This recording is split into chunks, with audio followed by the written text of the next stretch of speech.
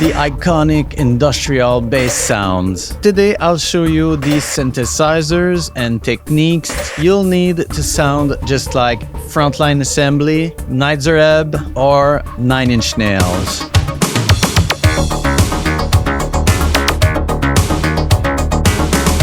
There's so many different styles of industrial bass sounds, but there's a few trademark sounds that I like to use to get that instant 90s vibe. First in line, there's the slightly detuned sawtooth analogish type of bass, something like you can hear on old school Frontline Assembly, something that sounds like this. You get extra points if you can guess the song.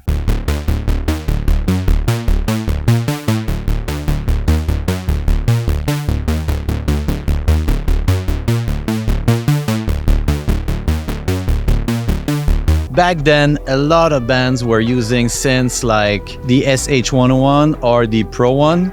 And my second synth, of course, was the Pro 1, sequential circuits. And Skinny Puppy, probably every song we ever made is using a Pro 1. They would sample them and process them into a sampler, such as the Akai S900, to give some texture and character. Personally, most of the time, I'll use Serum with sampled waveforms, but there's very cool emulation of vintage synths that you can use, like the Tal 101, for example, or the Repro 1. Then there's the FM bass sound, my favorite.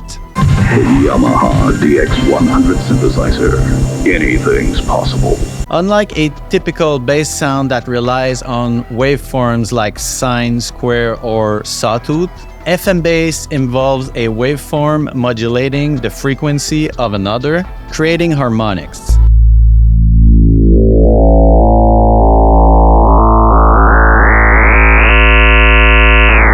You can hear that type of bass on tracks like Resist from Frontline Assembly,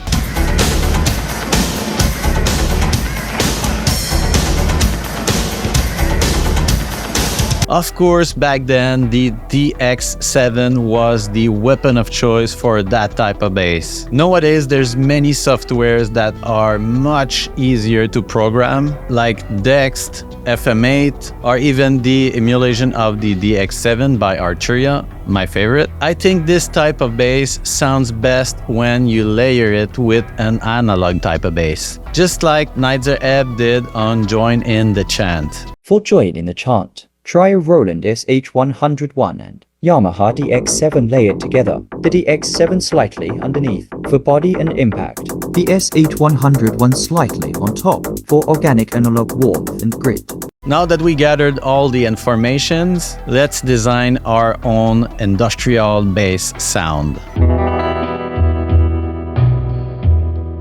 For that track, I'm going to do just like what Nitzer EBB did on Join in the Chant. I'm going to layer an FM bass sound for that distorted and metallic texture, and also an analog type of bass for my clean sublayer. This is the final bass sound that we're going to design.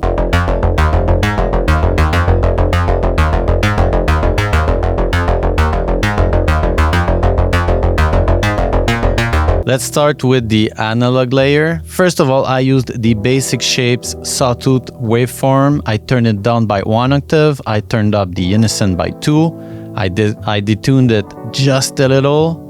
Then I took the envelope 2, assigned it to the cutoff, and also the velocity assigned to the cutoff, and it sounds like this.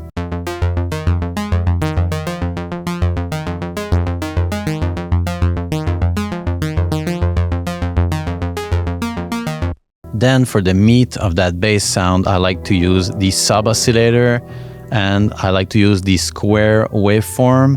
I turn it down by 2 octaves and turned up the level at 100%, and it sounds like this. So this is with it. This is without. So it's pretty much the whole sub layer. Then we have our FM bass sound, the one that is gonna give the texture and the aggression. For the first and second oscillator, I used the sine waveform. I turned down the octave by 1 on the first oscillator and the octave by 2 on the second oscillator. Then I activated the FM from B option here on that knob. So let me show you if I turn on the FM. I love that sound. That's it for the oscillator panel. Let's go to the FX panel. That's where we're gonna have fun. I added some distortion, the synth distortion, just like this. This is without, and this is with it. Then I added an EQ. The EQ is acting as a filter after the distortion, just to clean it up a little and make it more like tight. This is without it. This is with it. Big difference. Then to make some like room in the mix, I added some delay and reverb. That's without. That's with the delay. Add a lot of movement. Then reverb.